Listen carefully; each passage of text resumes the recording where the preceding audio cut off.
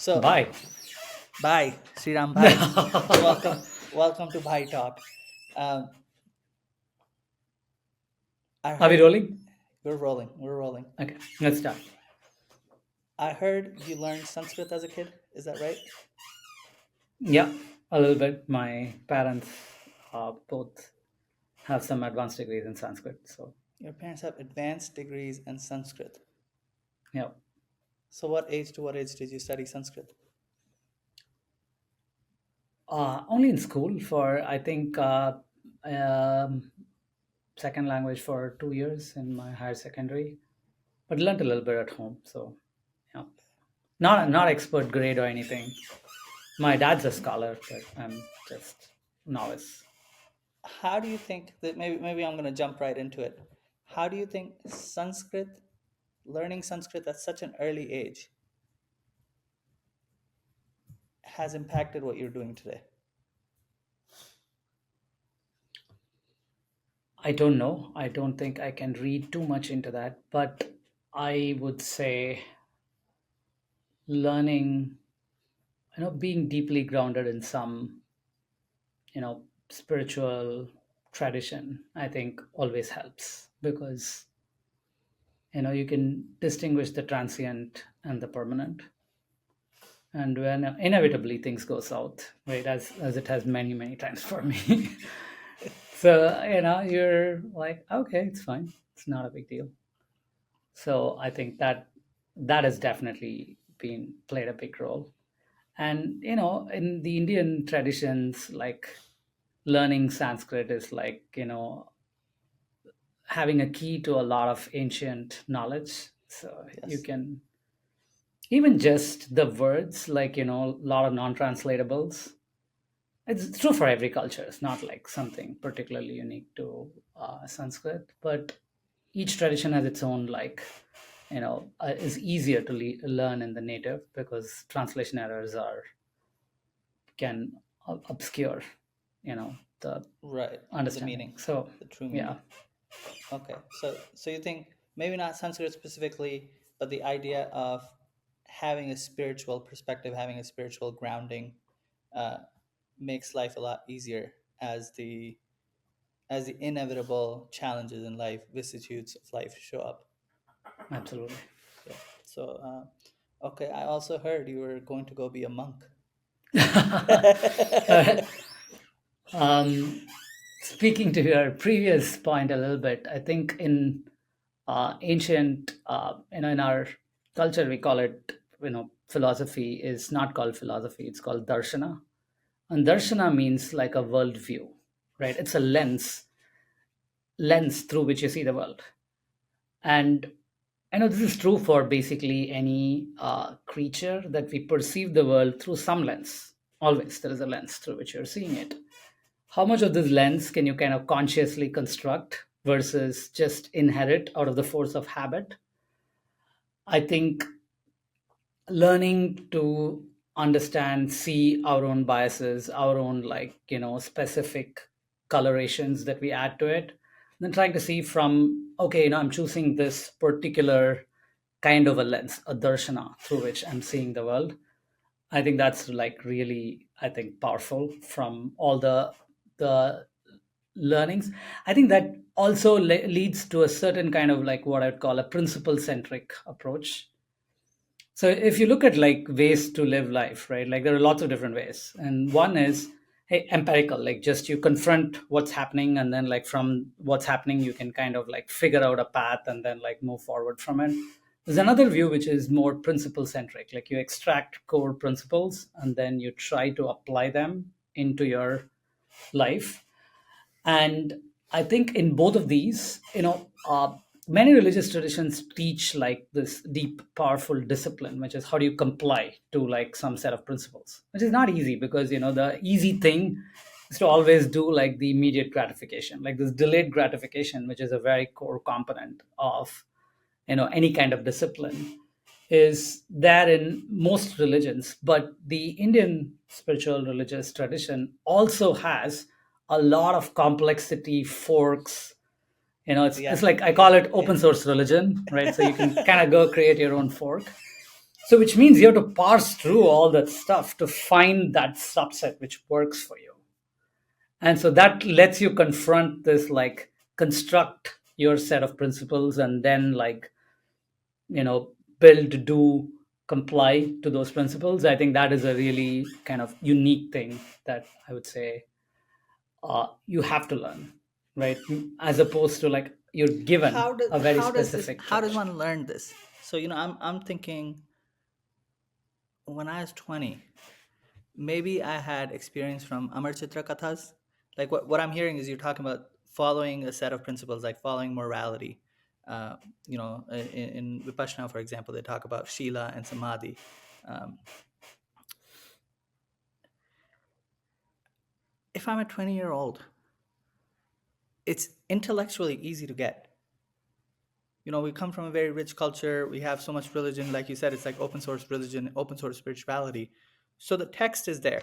The content is there about, like, here are the right things you should do. Doing it is hard. But the more one does it, the more benefits they see in life. They can do greatness. They can do great work like what you were doing.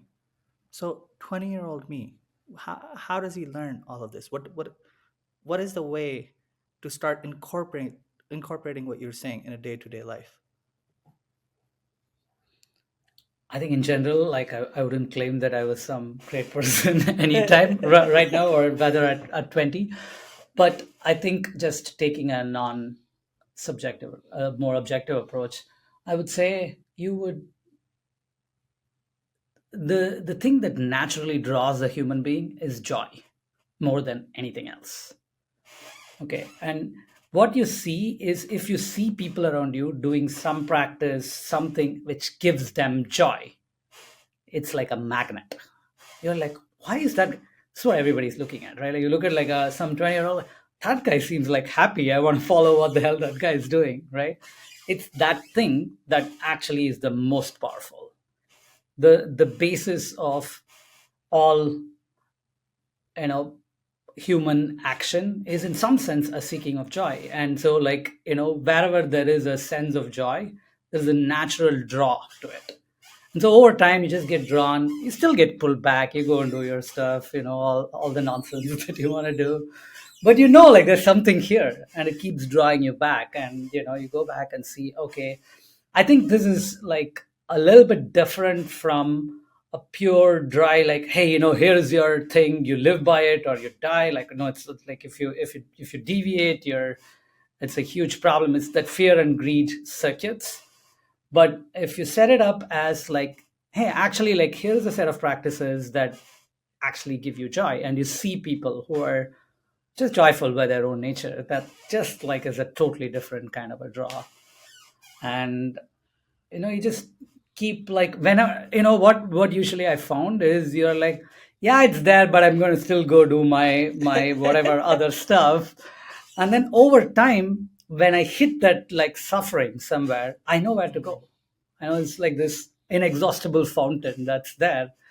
Clearly all human experience is routed internally, and once you even understand it intellectually, which I think is very, very lacking. I think a lot of modern society tunes us to seek everything outside. If you want to go to Mars, you have to go outside. You have to build a rocket. You want to build a blockchain. I don't know if you'll get, some gyan that'll just give you a blockchain. You have to go do it. You have to get nodes, they have to run it, they have to arrive at consensus. But changing your mental state, it's right here. The maximum leverage point for changing your internal state is internal. So once you see it, it's just staring at your face. Then you're like, okay, whatever other things happen, if I hit a certain like thing, I can actually go back and I can figure out my internal circuit. Then you don't have to necessarily act in searching for what is, how can I derive, squeeze out joy or happiness from outside activity. How can I be joyful by my own So I'm nature? hearing Like, I'm hearing two things. One is, instead of focusing on the fear and greed that would motivate you to take the right actions, to build some practice that helps you do the second thing, focus on what gives you joy. So that's one I'm hearing. The second thing I'm hearing is, we want to go inward. we want to at least start with the intellectual understanding that inward is what we control. Sure, we may have to interact with the outside world to bring our creations, to bring our best gifts, to move society forward, to be creative, but the game starts inside. Am I hearing that right? Absolutely. I don't know what starts inside, but all your perception is routed internally. So, it may Hmm. not, for each of us have to go through our own journeys in life, but just intellectually processing that the source of my experience is inside, which means when you want to modulate your internal experience, whether it's pleasure or pain or suffering or you know all the other drives that make a human who we are, you at least know that there's some lever inside, right? That's by definition the maximum leverage point. If you see, like, a lot of what we're the lot of the technology, how it operates on society, is just like moving closer and closer to the senses, right? Like, you have a TV is far away, like now you want a you know Apple Vision Pro that hits your eye, like, with minimal Right there. distance. Yeah. And I have a headphones hitting me inside, and, like, we're going to have neural circuits hitting even deeper.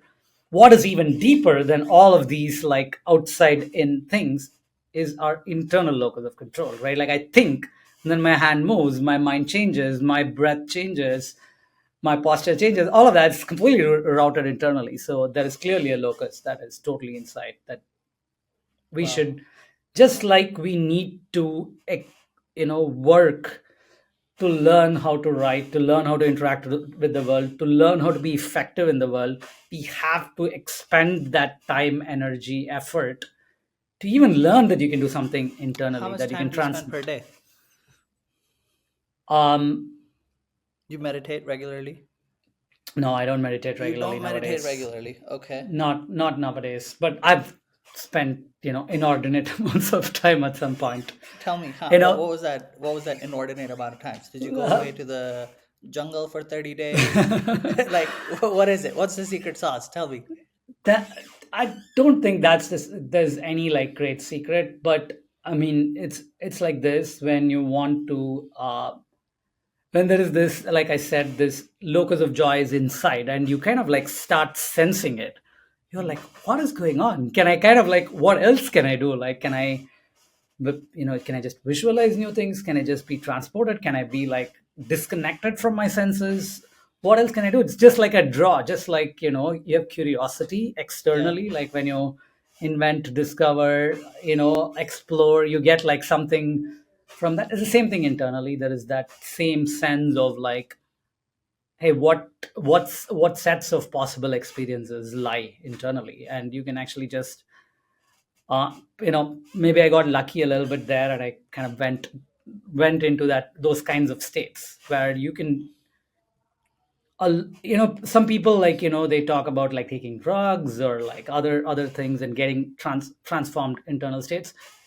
They're all Everything is inside, so you should be Yeah. able to, like, do it. It's just we don't know where these levers are, and, like, we have a 5,000-year-old spiritual tradition, which is kind of like, decoded the heck out of it. So, there's a lot of people who know how this works. There is ancient texts like the Yoga Sutras and, the And have you Buddhist read these? tradition.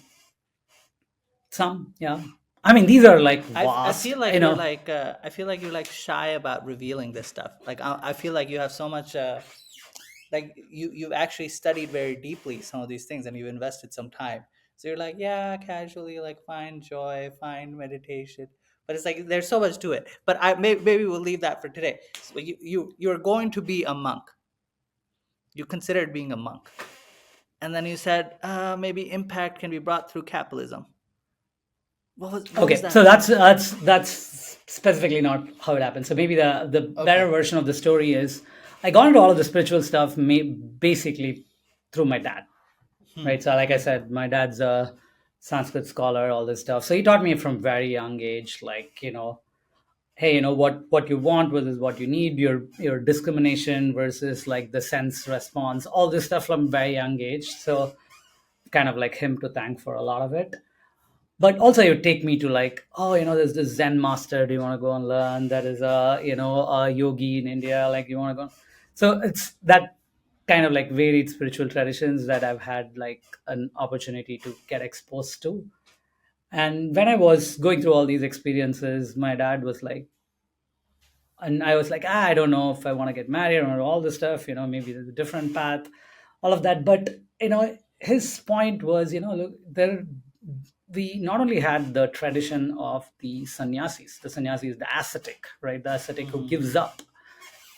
We had a very thriving tradition of rishis. Rishi is one who, they used to be in married life. They used to have big ashrams, like where they teach people various knowledge. They try, to me, like that word rishi speaks like to an ideal, like which is different from the ideal of an ascetic, which is like Okay. somebody who's isolated from the real world, who's whereas a rishi is trying to actually interact with the real world, to teach, to understand, to discover, and to spread that knowledge. So that's a different ideal that's there in our ancient tradition. So he spoke to me about that, and like all the rishis that have existed and so on. And um, that so it's all of these are like far away ideals, right? Like we are not anywhere near them, but they form north stars, right? Like right now in crypto, people talk, what's the Ethereum north star, right? Yeah. And need to have north stars. And there is a very interesting definition of God itself is as the highest among your ranking of values, right? So you rank order all your values, whatever is the highest value in it, that is your God. You may or may not know it, if you may not articulate it, but it's implicit in your action and it's unconscious. Whereas if you articulate it, it becomes conscious, living, powerful, that you can kind of like optimize, tune, understand, make progress on. So So how old were you when you were thinking this, or when you're having this discussion with your dad? this is like 27, 28, How right? old are So you now? I'm getting to be 40 soon. Wow. Okay, so you're 27, you're having this conversation with your dad, and he's like, if you put your values out there and you know the highest value you hold, that is your God. Did you know Yeah. what that value was at that age?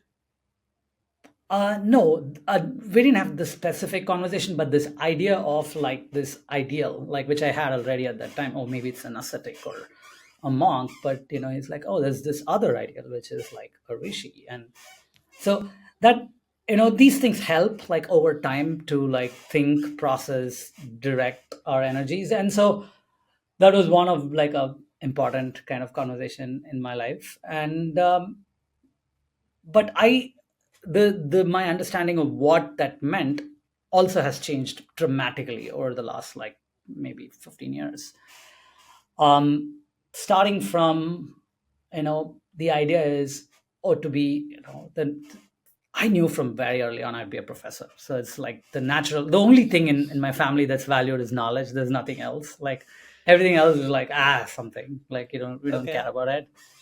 Only thing that's valued is knowledge. Like everything else is secondary. So that was kind of like pretty natural. I'd become a scientist, professor, whatever. So I finished my PhD. I did a postdoc. I went to be a professor, assistant professor here at the University of Washington, Seattle. So that was the kind of nominal, like, because I already had that North Star, that value, that Yeah. knowledge is the highest. So, you try to do your best. Not didn't mean like I was doing some great stuff, but that's the North Star. So it's clear that there's no doubt or question that that is true. And the idea was also like, create as much value as you can. That's do offer whatever But your this best this was not outcomes. your family value, right? That is This my family. The knowledge and like create value okay. is. Now, so two values: knowledge and create value. That's right. I'd create, but that's yes, create value, but not what you get from it. It's like what you get from it is not that important, Yeah. but you try to do something useful. I think that is important. And I had that, and I would say maybe several years into like my academic journey, um, I was, I also used to have this instinctive distaste for self optimization. Hey, I'm going to get squeeze out max value out of like whatever situation I'm in. I have like a very strong instinctive distaste at that time. And this is pretty deep, like it's very deep. So to the extent that somebody would say like, hey, I'm going to nominate you for a certain award or whatever, I'd say like, yeah, you keep your award, I don't need it. I don't need anything for what I'm doing. So Hmm. that's the kind of mindset. It's like, yeah, I don't care. That's not what I'm here for. I'm here for like learning and doing and teaching, and that's my thing, discovering. Many times I would even like not write a paper about things that I figured out, and it should be like, because no, once I figured out, it's not, I'll just say it somewhere and then move on.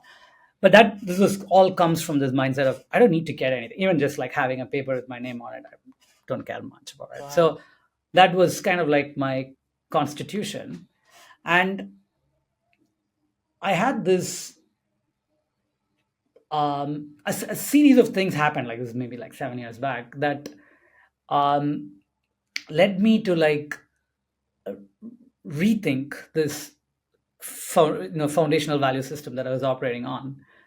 And it's a bunch of related clustered things in time, but I would say like all of them, what it did is ask me, like let me to do like some kind of an analysis of, hey, what's happening. We have all these like principles and values that we're trying to like live towards. But if I just look at what actually, like one of the episodes there was with my department chair at the University of Washington. The guy's like, Sriram, you're doing well, you're going to get your tenure, all this stuff. But if I have to tell you, like, whether you're like living up to your potential, I'd say not at all. And I was shocked by this claim. I'm like, what are you talking about? I'm doing fine. I'm doing very well. All that. I used to have like some of the best collaborators to do a lot of my research. I used to work with Hmm. a Nobel Prize winner, like somebody who had the strongest measurement of the gravitational constant, all kind of like really smart, really good people. And I'm like, yeah, I'm doing fine. Like, I don't need. But he was looking at how somebody else would look at my whatever resume or papers or whatever the thing is, and it's like, yeah, it's good, it's like nothing groundbreaking or anything crazy happening here yet. So he was basically like prompting me that, and I'm like, why is he saying this? He was a very, I used to respect him a lot. His name is Radha Provendran, Indian or is Sri Lankan origin actually. He used to be the department chair at the University of Washington Seattle. Nice. And I'm like, why is he saying this? And among many other things that happened during the period, I was like, okay, let me go and evaluate what is happening, what is happening with different people. And then I saw this really interesting pattern. You know, think of this type of like this create value, don't worry about what you get, like one type. Mm-hmm. And the second type one, let's say, type two is self-optimizing, like I just care about what I get. And then I observed over like a 5-10 year period retroactively, right? Back test the theory on like many people. And then I saw the second type of people ended up creating more value than the first type. Hmm. And I was like perplexed beyond anything. And I'm like, what is happening? How would it be that the second type can create more value? The first type's stated goal is to create value, right? Like I don't want anything. I just want to do something good. I just want to contribute. Second guy is like self-optimizing, and they are basically actually ending up creating more value. And I just couldn't make head or tail of what's happening. Um, it took me quite some time to like figure out, hey, what is going on. Either I had to accept that the first types actually like no good people, like they don't know what they're doing, they're not smart, whatever, you have to concede something like that. Yeah. And I was not ready to concede it because I had a pretty good impression about myself. And I'm like, what is happening? Like, this can't be true that this is happening.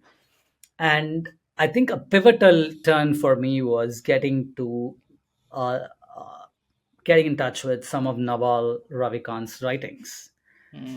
And, you know, at that time, I wouldn't, given my constitution, I'm not going to listen to somebody who's like an investment or like, a money guy, right? There's no chance.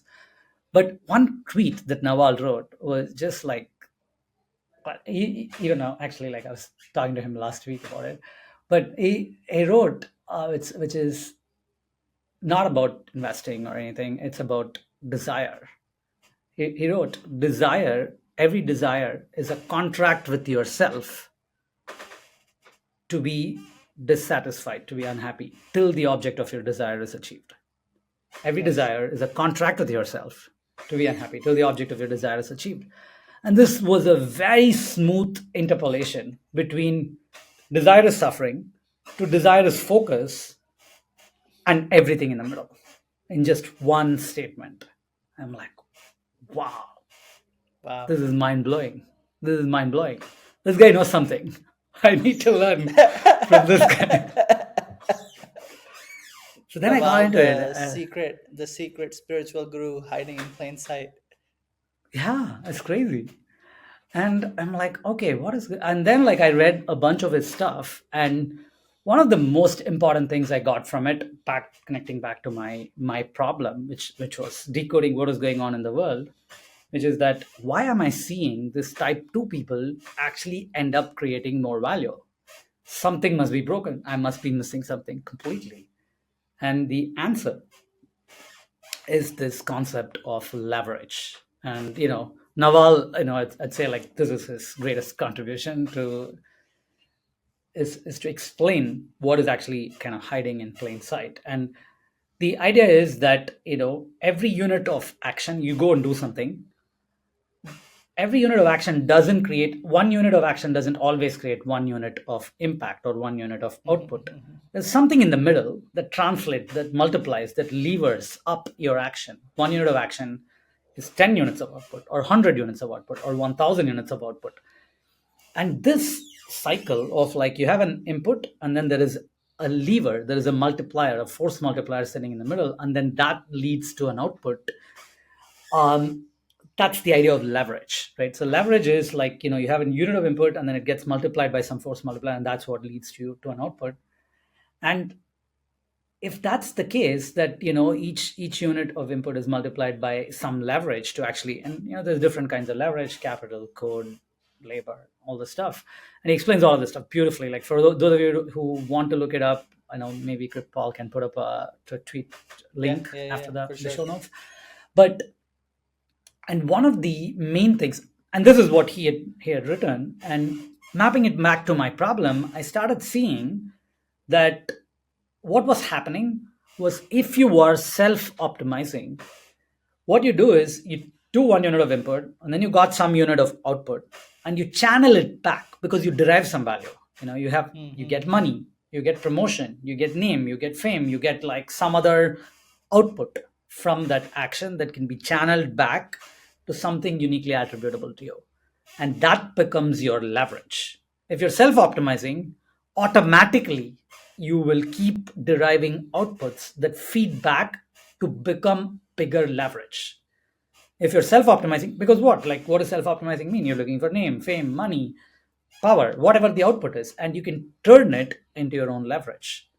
And so what was happening was, because, and this has like a positive flywheel effect where like you start with 1 unit, you have 1 unit of leverage, you do well, you get 2 units of leverage, and then you take that output, and then now it becomes 3 units of leverage, and then you keep doing this and you keep riding your leverage cycle. It's like, oh, he's on a career ladder, he's on a rat race, he's seeking more money, he's seeking promotion, he wants to be a bigger entrepreneur. All these people just like fit into this leverage cycle automatically. They don't have to like sit and think about like all this stuff. It's an outcome of seeking self optimization.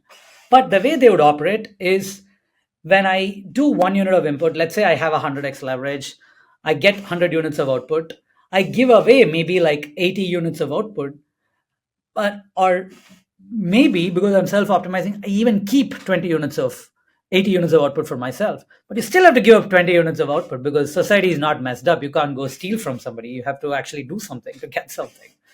And so now their net contribution, their net create value is 20 units. Whereas somebody operating at a 1x leverage, giving up 100% of their energy, still operating at 1 unit of output. And so this is what was happening, was different people, the type 1 who is operating on complete I don't want anything from anything. I just want to contribute. The type two, who's actually operating on self optimization, the game theoretic equation between these two is that over time, type two just destroys type one. Type Okay, one's almost like not I have a fit. I have a silly question. This makes a lot of sense, by the way. This is like a profound thing that you just shared, and I'm thinking of what's the easiest way to share this with the audience, if you may, where it's like मुझे कुछ नहीं चाहिए, मैं मैं खुश हूँ, मैं तो बस काम करता हूँ. There's one angle, and the other one is like I'm gonna save the world because I want to feel good about it. And we're clearly seeing that the second one is giving results. No, I not just also save the world. I want to win the world, right? Like even just purely, not even as a I want to save anything or do anything for anybody else. I just want to do well for myself, and I want it at like very high, like intention, and I just like keep funneling. That's type two. I'm not yeah, saying either type one or type two is optimal. I'm just observing at this point. I'm just mapping what I understood at that right, time right. to you, and then I'll conclude like what I learned from it. But that's basically like the two types. Is one is I don't care about what I get. I just want to you do something useful. Type two is I actually just want to maximize what I'm getting. So these are the two different like extremal types, and like when these two interact, the second type will just like take over all the resources, and there's no resource for the first type. So maybe this is a question for after you conclude, but maybe Gandhiji, would you like how? I'm sure you must have thought of this. You're looking at this type one, type two. You're like, okay, what are the counter examples? Where do they fit in? So, Gandhiji, what Love do you it, think? love it. This is my favorite kind of conversation. Um, yeah.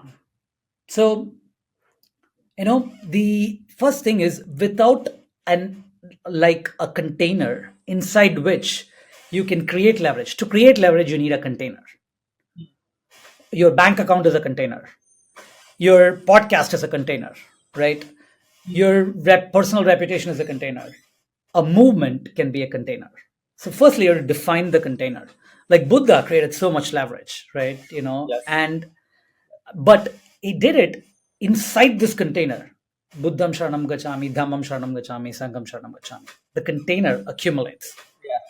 right? It's like, you create a memetic movement, and that movement can actually be the container inside with. That's why it was satyagraha for like Gandhi, and it's a very important container inside which he can accumulate leverage. So if you don't accumulate leverage, it's almost like a tautology, like an obvious inference that if you don't accumulate leverage, you can't do big things. And It's do you kind think of wanting to do big things only comes from some level of personal interest? Like, can it no, I'm be not saying purely that. interestless? Okay. No, Yeah. I'm not What saying that. what I'm what just is, what is observing that like the type nuance? one. That's the type three. Okay, so the type Okay. one and the type two are basically this like extremal point of like create value, and the type two is like just derive value, what matters. You can say there's a type three, which is like create, derive, and distribute, right? So this is the holistic cycle. And you create some value, you derive value, and then you feed it back in a loop, and then now you have value to distribute, right? Gandhi can name the prime minister of free India, massive amount of leverage, right? Name the prime minister of free India, like that is a huge amount of leverage that is sitting on, and is sitting on it because he could create this container, this movement that can hold it, and he can direct it, and he has soft power on the movement to actually direct it. And so actually there's a lot of like similarities to crypto movements that I'll talk about later. But this type 3 is like you create value, you derive value, something has to come back, and oh, it's Gandhi did it, Satyagraha did it, like if it's just something diffuse, there's no container inside which that resides, then you can't direct it in any kind of like meaningful manner. And then the third one is you can distribute it correctly.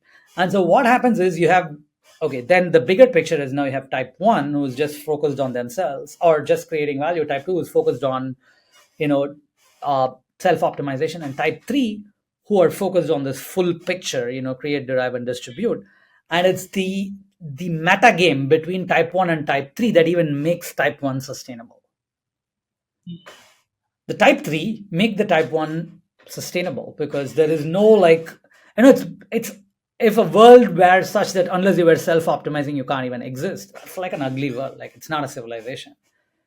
It's a civilization when like you don't need to think about anything. You can just like offer your gifts, and the system kind of knows, has memory, has a working system of karma to reflect back to you what you actually contributed into that commons, that system.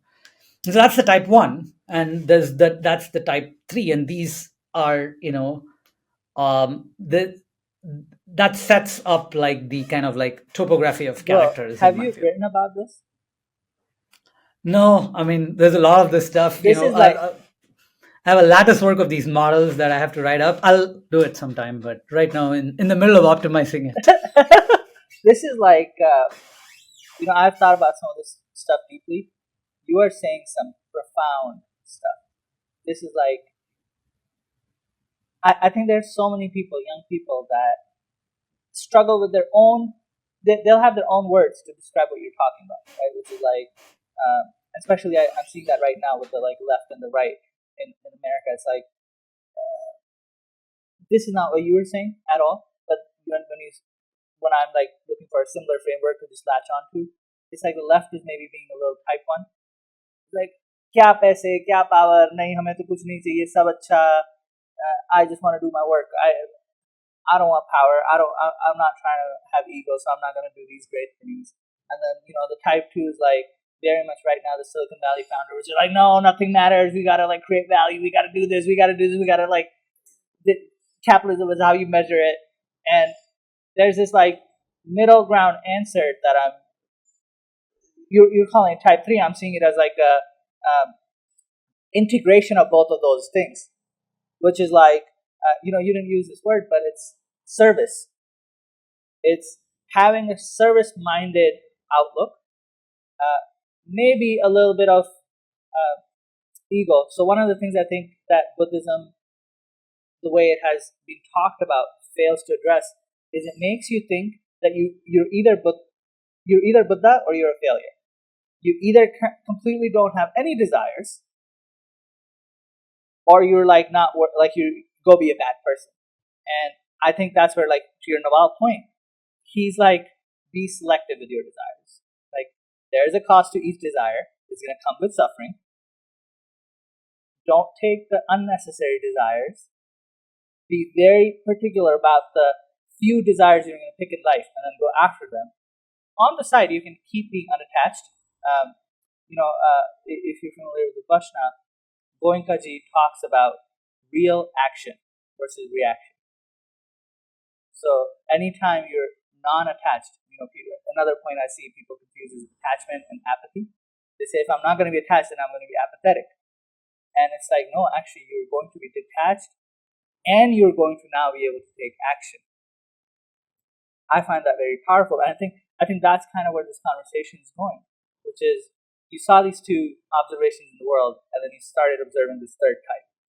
That's what I hear. So Absolutely. okay. So just adding a little bit more on this like type 1 thing, I then like have this theorem I call the theorem of leverage.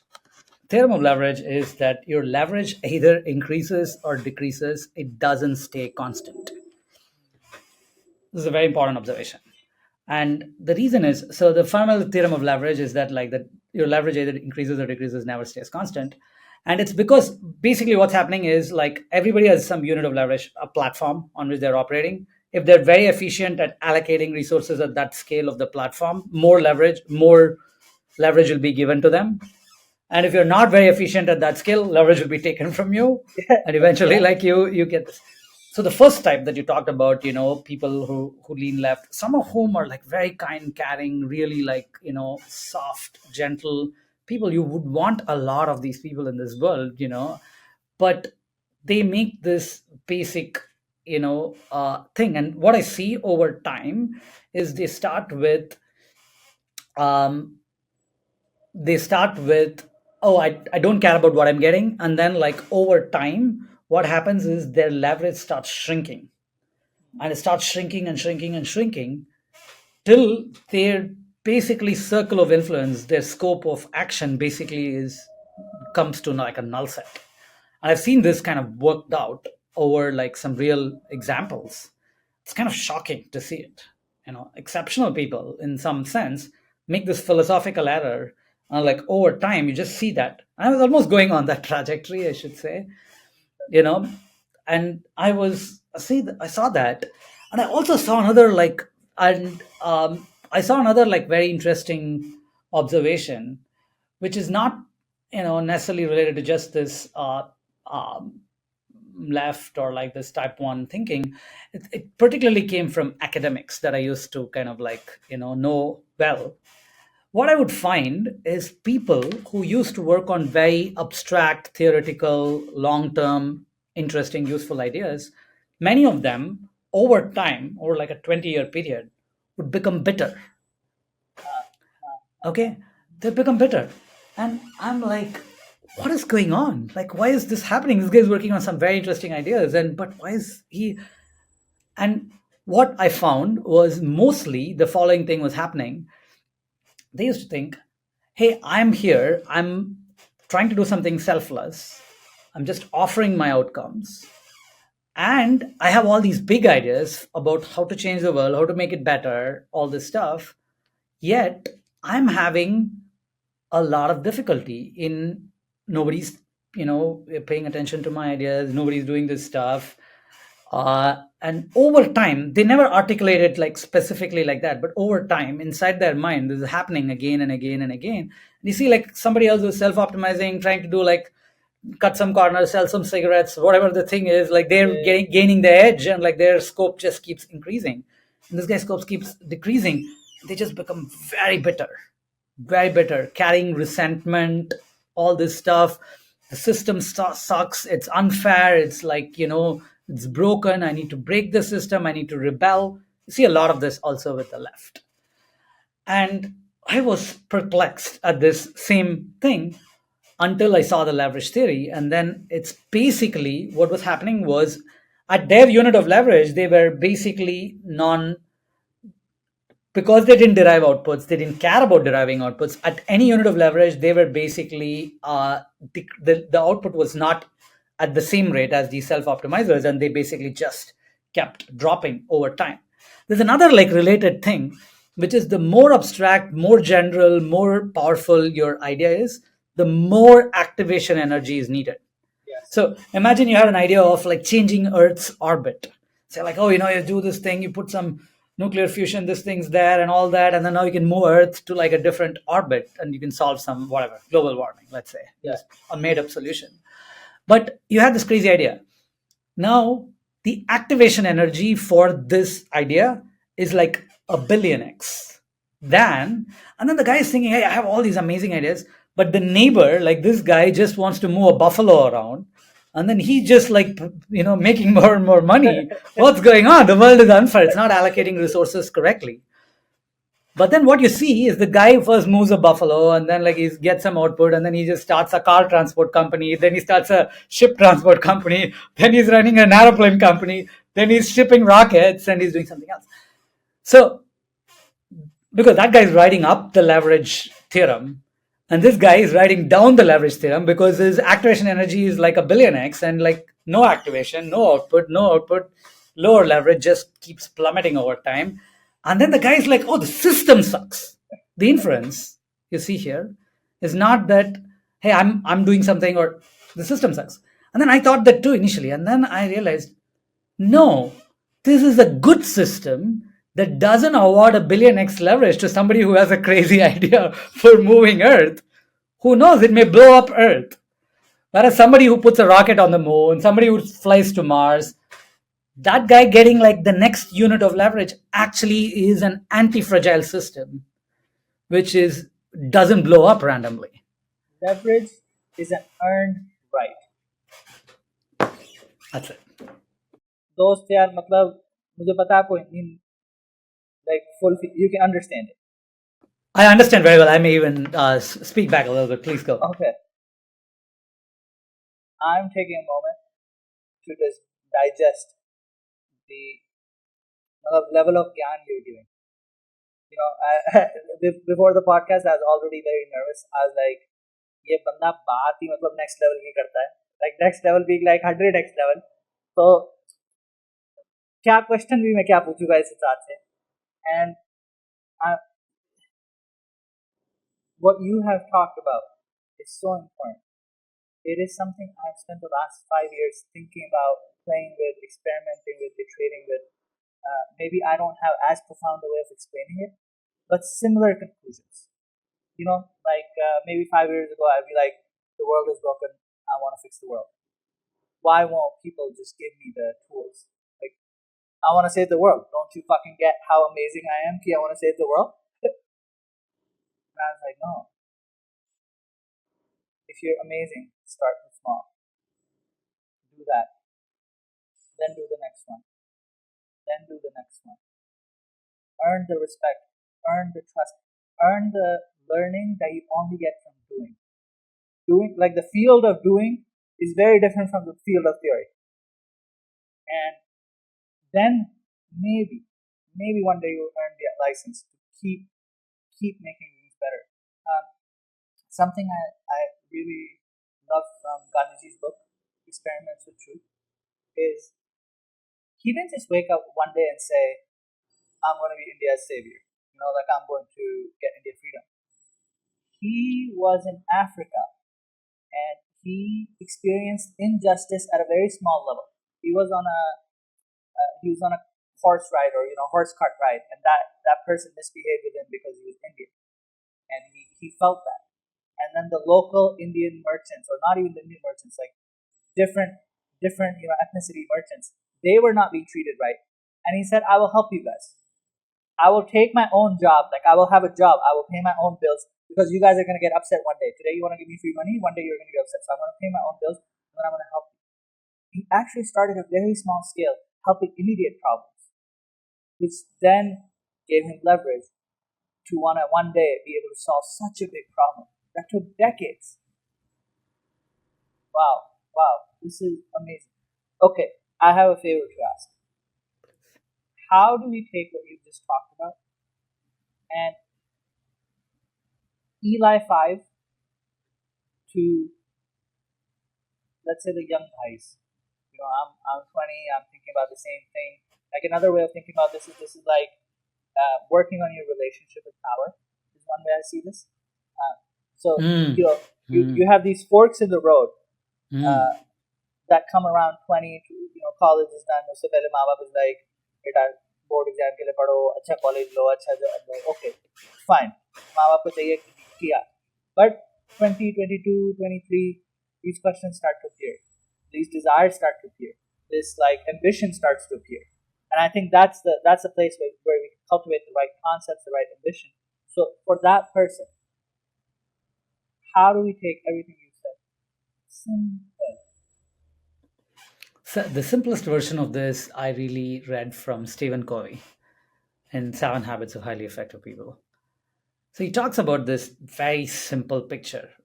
What is your circle of influence? All the things that you can actually kind of control, influence, or create outcomes, and the circle of concern, all the things that may concern you, that you may be concerned about, whether that's your country, the nation, like, oh, there's an earthquake happening somewhere, all the things that you may be concerned about. Like, draw a circle for all the things that you may be concerned about.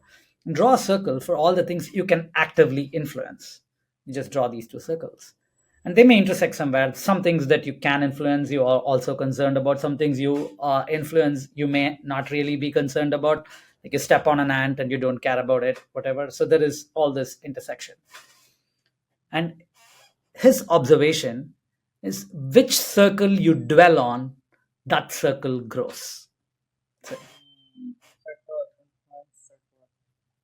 you just like Nice. keep like living in the circle of concern. The circle just keeps growing, because you just put a microscope, and then it grows, and then it grows, and then it grows. ये भी गलत है, ये भी गलत है, ये भी गलत है, ये भी ये भी गलत, गलत है. yeah. Oh shit, ये भी गलत. हर चीज ही गलत है. Yeah, and then you get this existential angst. Instead, if you focus, and also what's happening as your circle of concern is growing is your circle of influence is shrinking, because if you don't do anything, the influence keeps shrinking. If you work on your circle of influence, where like actually you can make changes, do something, right? And there are many things to like actually work on the circle of influence. The simplest thing, get your room in order, right? Like, Jordan Peterson Yeah. says this, Yes. get your Yes. room in order. Something simple, right? Something you can do. Yeah, you can do. You can clean your room. Get your schedule in order. Get up in the morning, show up to work. Sandeep Bhai said last time, show up to work. Every day. Work on yourself Yeah. every day. It doesn't matter what, you may feel good, you may feel bad, you may feel, this is Christmas Eve here, and I'm in my office taking this call Thank with you, the man. Bhai. Thank you. So we show up, right? That's work on the circle of influence. What you can control, what you can influence, what you can do, what you can offer, what you can do. Go, do it, keep doing it. And over time, your influence grows. This is an inviolable theorem. The more you operate in your zone of influence, the more, we have concerns about all kinds of things we have no influence over. Oh, ye bhai, ye wo ban gaya, ye PM ban gaya, ye president hai, isme like Iran, something's going. They may affect us, so we need to know some things about it. But we cannot, by definition, work on things that we have no influence over, right? So we Yeah. can only work on things that we have influence over, and we start there, and then you earn. And the systems in the world are flexible enough that you have an ability to earn the influence, to actually potentially one day, like I said now, grow to a point where you can actually make.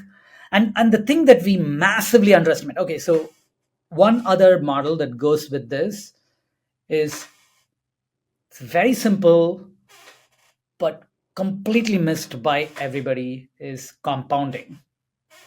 Influence compounds.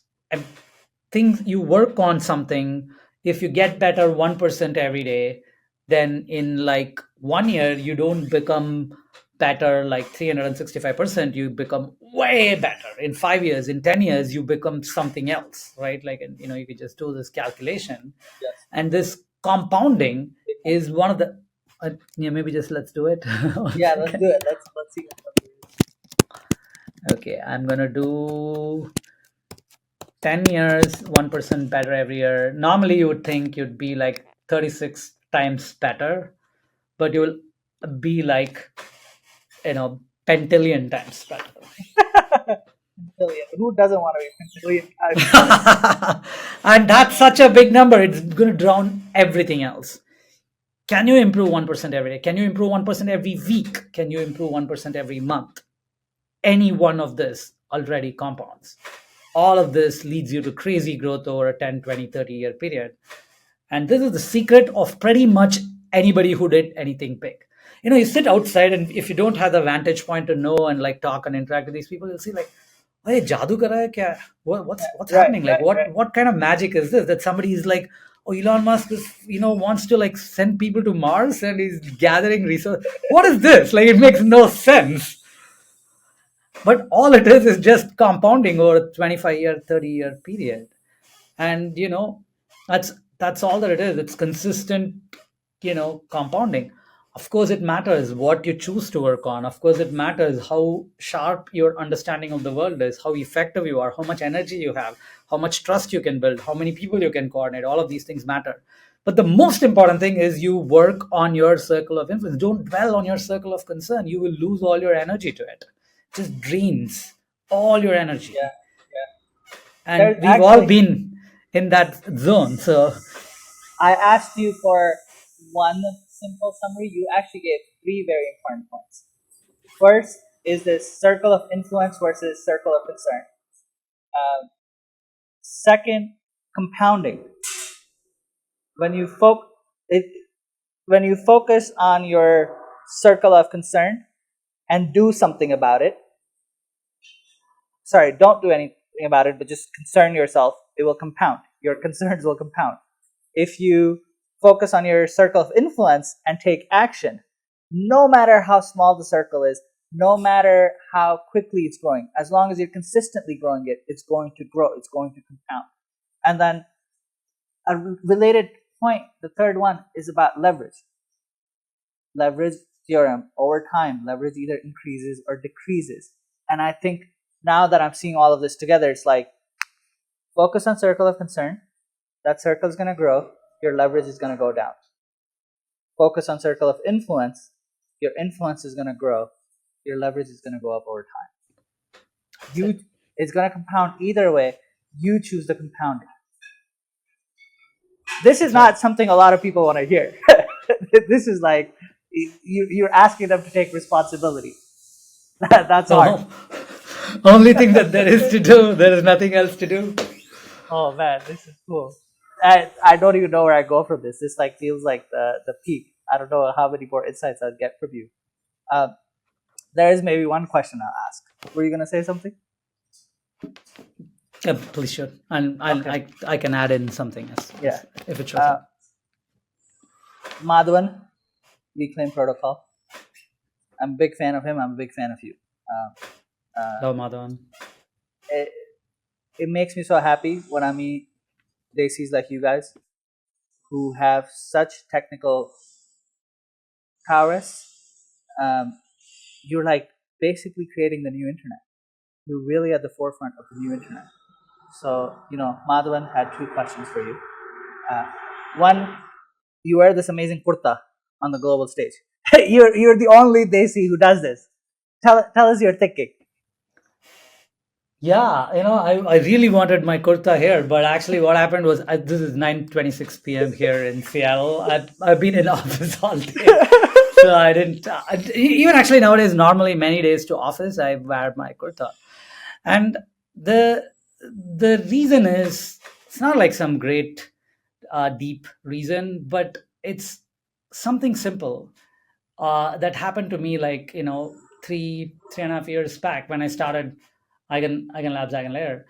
And the thing there is how to become a more integrated person, right? We have our like personal and like the work, personal's here, the work is somewhere else, and something else is somewhere else.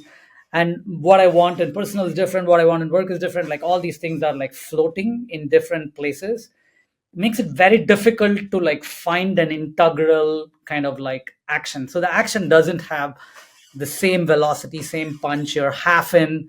One of the principles that we recently like have a list of values and principles here at Eigen Labs. One of them is go all in, right? It's many people talk about it, but all in one way is you're just fully there, right? It doesn't mean this is the only thing you do. When I'm doing this is the only thing I do, right? By definition, right? When I'm doing something else, that's the only thing that I do. Yeah. And I want to bring that same full attention, energy, intensity into it. And so part of it is, there was this like US program called No Child Left Behind, right? Like no part of you left behind. Like bring all of it, right? Like No part of you left behind. be an integral, full, complete person in whatever thing you're doing.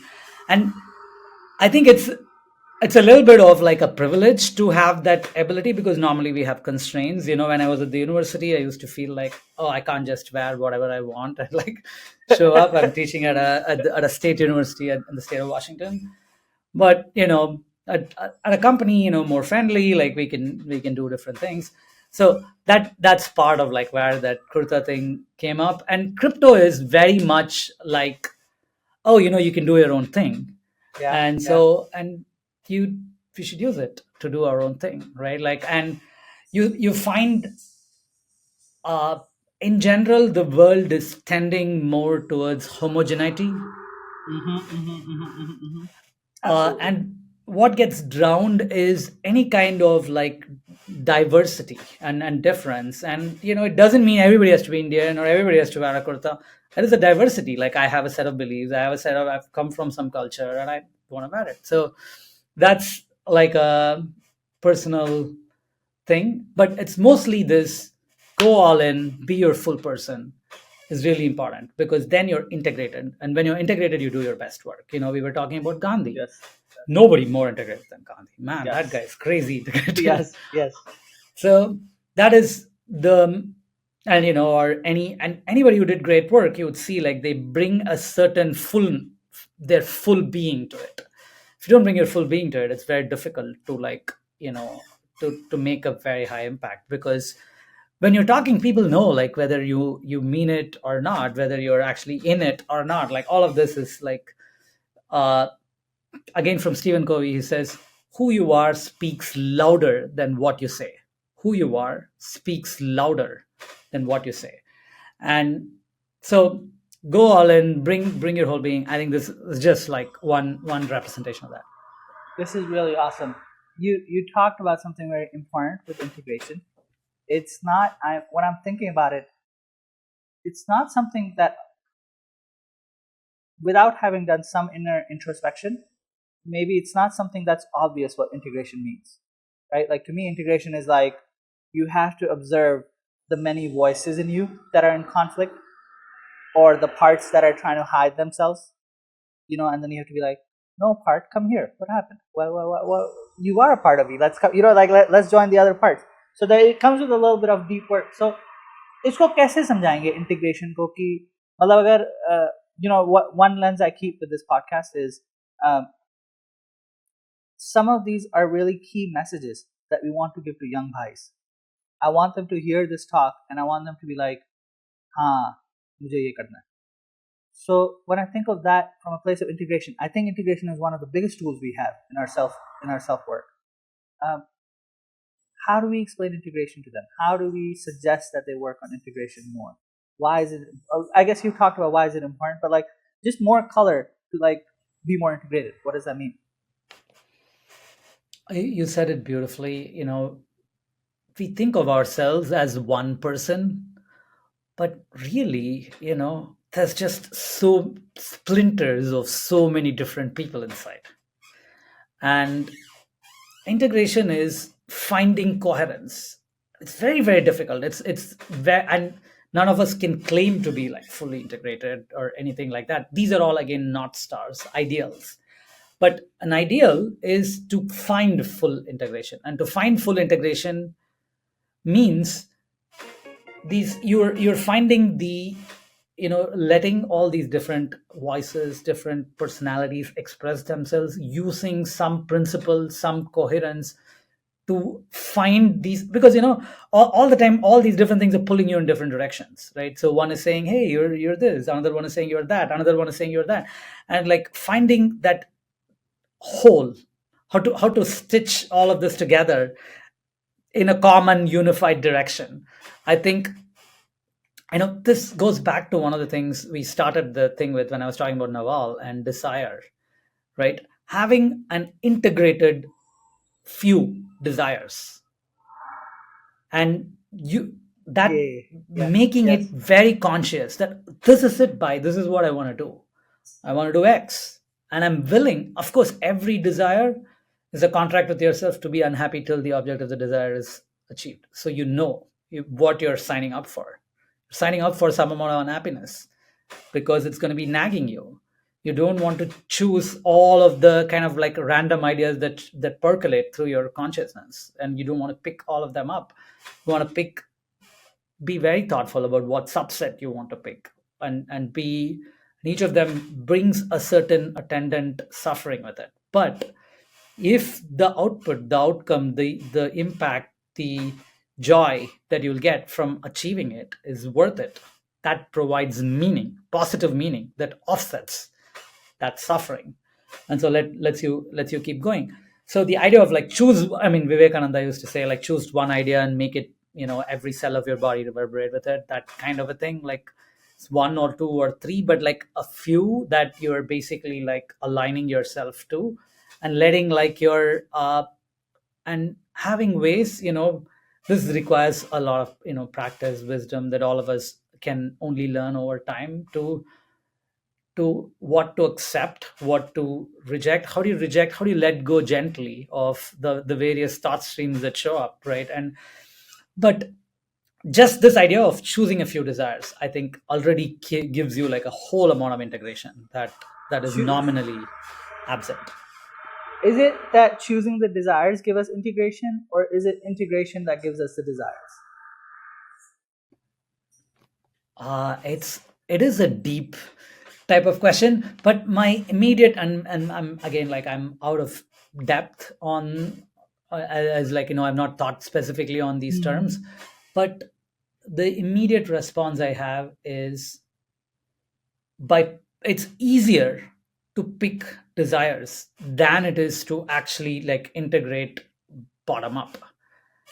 For most people, again, like going back to how do you make it simple, how do you make it easy for people to follow it, it's very easy to like say, hey, I'm choosing one thing, which means I'm going to be giving up all the other things, and they show up, say, oh yeah, I've chosen to give up.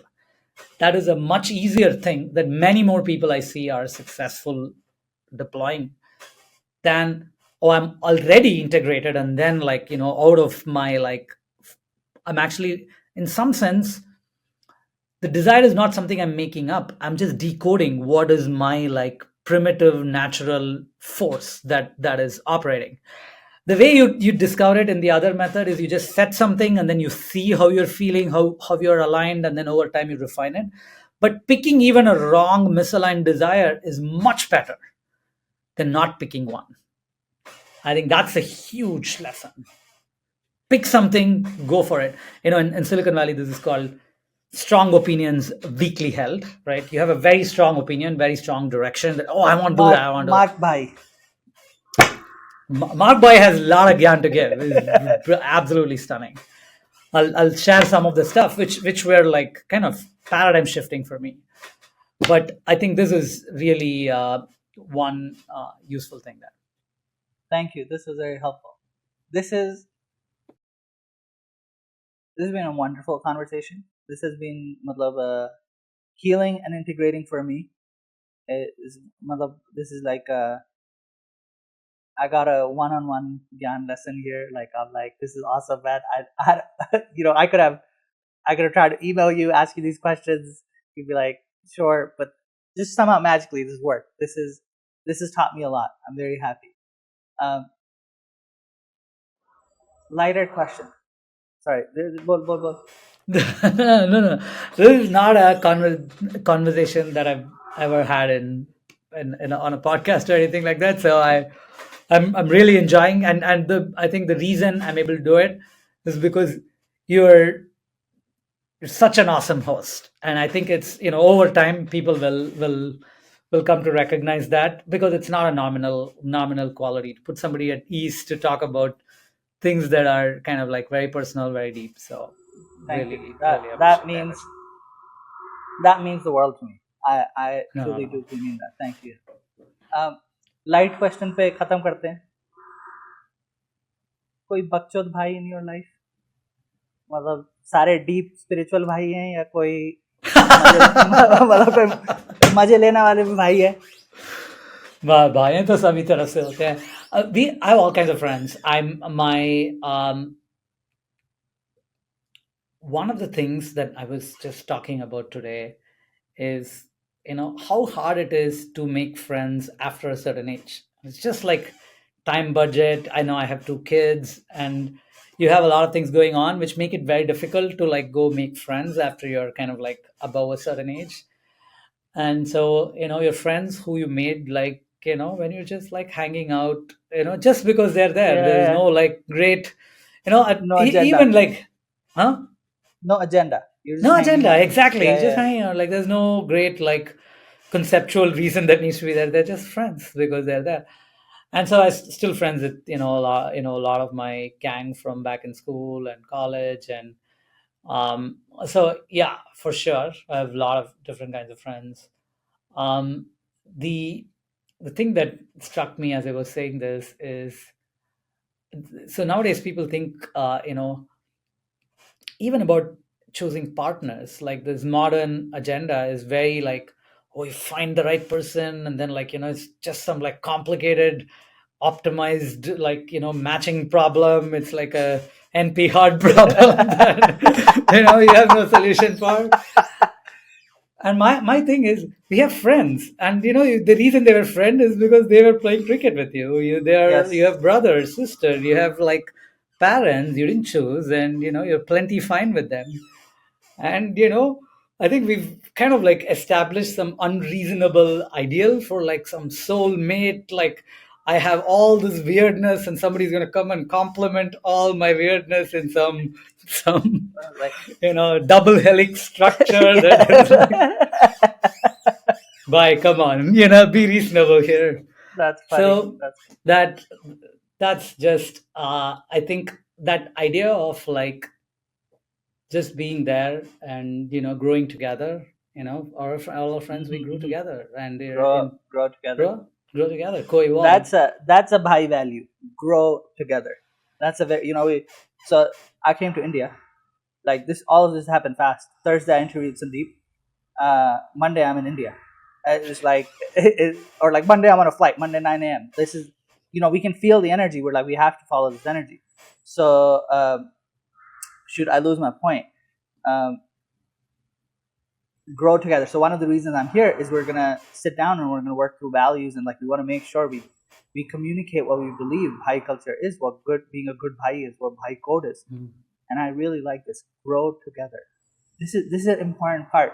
I think people think that one day you're perfect, and then you find all the other perfect people, and it's done.